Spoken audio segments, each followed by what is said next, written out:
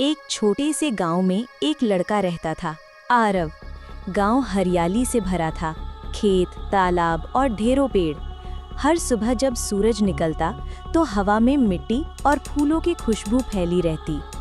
छोटा आरव पेड़ के नीचे बैठा है, उसके हाथ में छोटी लकड़ी की बांसुरी है। पास में एक बड़ा आम का पेड़ हरा भरा झूमता हुआ। आरव मुस्कुराते हुए, पेड़ की पत्तियां सरसराती हैं, हवा की आवाज बढ़ती है। क्या तू मुझे सुनता है? जब मैं बड़ा हो जाऊंगा तब भी तू यहीं रहेगा ना? आरव को सबसे ज्यादा प्यार था अपने आम के पेड़ से।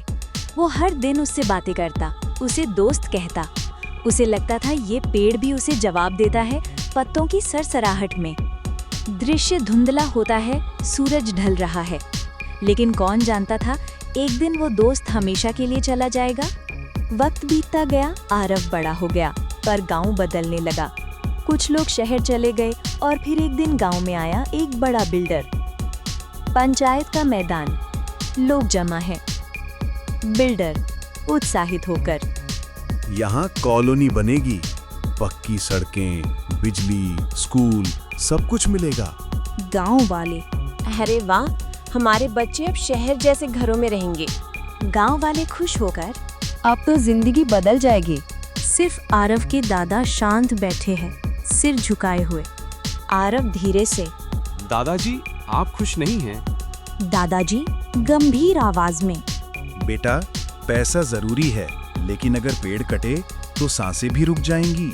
दादाजी की ये बातें पर किसी ने नहीं सुनी। सब बस चमक धमक में खो गए। अगले दिन बुलडोजर चल रहे हैं, पेड़ गिरते हैं। पेड़ गिरने की भारी आवाज सुनकर आरव दौड़कर आता है। रुको, वो पेड़ मत काटो, वो मेरा दोस्त है।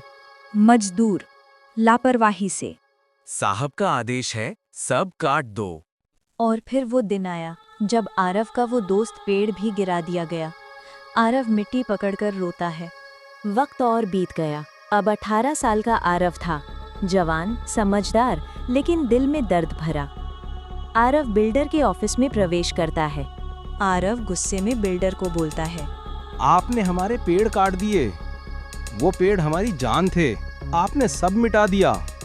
बिल्डर ठंडी हंसी के साथ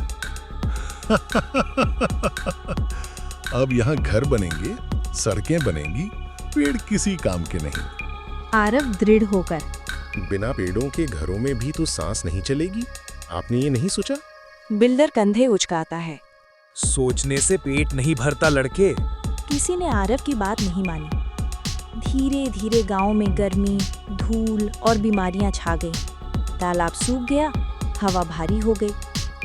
गांव वीरान, बच्चे बीमार, लोग पंखे झलते हुए।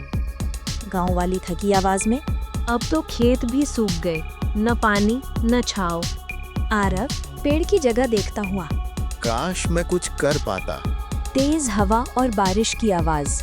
एक दिन तेज आंधी आई, मकानों की छतें उड़ गईं, लोग डर गए। लोग घरों में छिपे हैं, बिजली कड़क रही है। गांव वाला, हे भगवान, ये क्या हो रहा है? दादाजी धीरे से, जब पेड़ नहीं रहते प्रकृति खुद संतुलन बनाती है। आरव खिड़की से बाहर देखता है, आंखों में आंसू लेकर। आरव अपने आप से, मेरा दोस्त, शायद तू नाराज है, मैंने तुझे नहीं बचाया। बारिश थमी तो आरव उसी जगह गया जहां कभी उसका पेड़ था। मिट्टी गीली, पेड़ का ठूंठ बचा हुआ। आरव घुटनों पर बैठता है। मैं तुम्हें वापस लाऊंगा, चाहे अकेला रह जाऊं।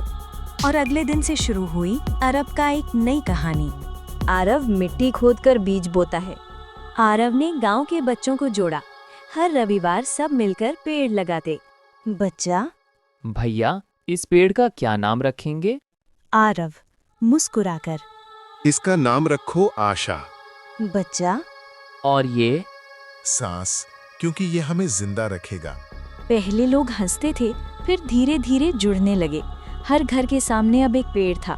हर पेड़ पर लिखा था एक नाम, माँ, दोस्त, आशा। हरा भरा गांव, हवा में ताजगी।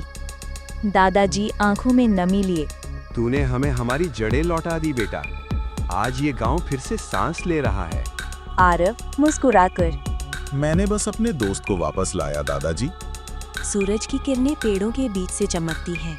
पेड़ सिर्फ लकड़ी नहीं होते, वे जीवन की नींव है। प्रकृति को बचाना अपने भविष्य को बचाना है। अगर एक आरव अपने गांव को हरा भरा कर सकता है, तो हम सब भी अपनी धरती को बचा सकते हैं।